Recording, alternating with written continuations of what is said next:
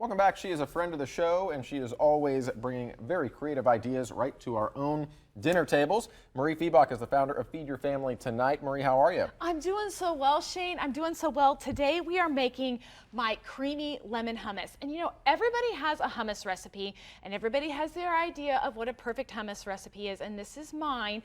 I like my hummus really lemony, and I like it really creamy and really smooth. And the biggest trick to making smooth hummus is to cook it or to mix it while your beans are warm. So I actually start with dried beans and I soak them overnight with some baking soda and then change out that water, and then I cook them in salted water for about an hour and a half until they are almost mush. And that's overcooked. what we have here. That's what we have here, overcooked. So what kind of beans are these? These are garbanzo beans, and you want them overcooked. Then you put them in your food processor and you start blending them while they are warm, but save your water, and I'll show you what we do with that. So right now I've got just the garbanzo beans, and I'm adding a half a cup of lemon juice. Again, really lemony. A half a teaspoon of cumin, and a half a teaspoon of salt. Now the garbanzo beans have cooked in salt already, and the full recipe is at feedyourfamilytonight.com, so you can find it there. And then 2 cloves of garlic. And you know how I warmed the garbanzo beans?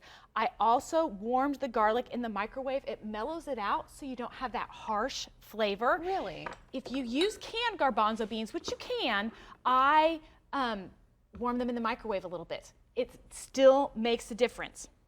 And then I'm going to add a half a cup of tahini.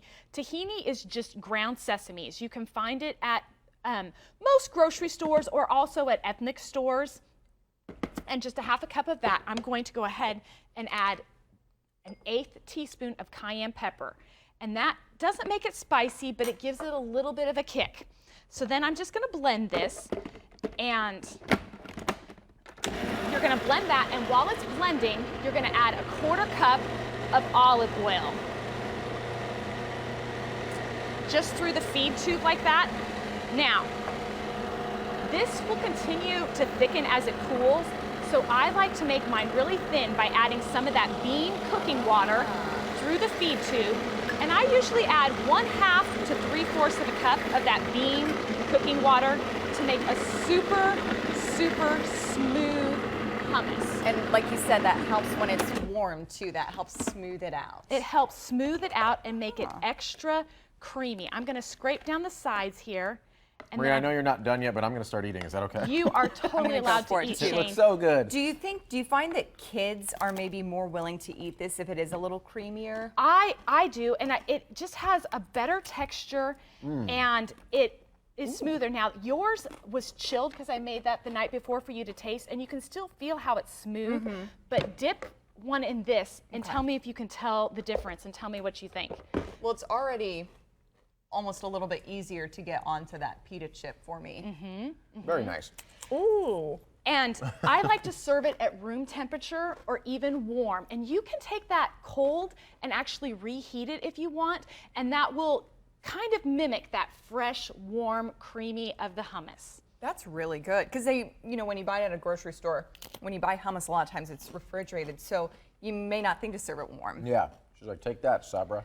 Warm hummus is just, it's amazing. It should be served at room temperature, and at least in my humble opinion, that's how I like to serve it. So That is really tasty. Yeah, and I love the lemon in there too. So a lot of flavors coming together here, and a lot of ingredients. You can get them all straight with the cookbook and all sorts of things, right? Right. The Feed Your Family Tonight cookbook is available locally at Watermark Books and Cafe. It's also available at feedyourfamilytonight.com.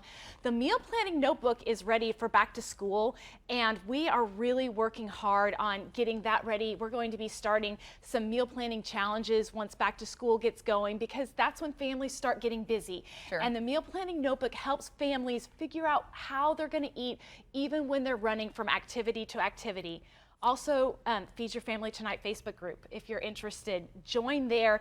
I'm always there to answer your questions and help you out at facebook.com/feedyourfamilytonight. Sounds like a plan. Well, Excellent thank you stuff. very much, Marie. Another great submission. We appreciate it very much. Oh, it's always my pleasure. All right, check out Marie at feedyourfamilytonight.com. We'll be back after this.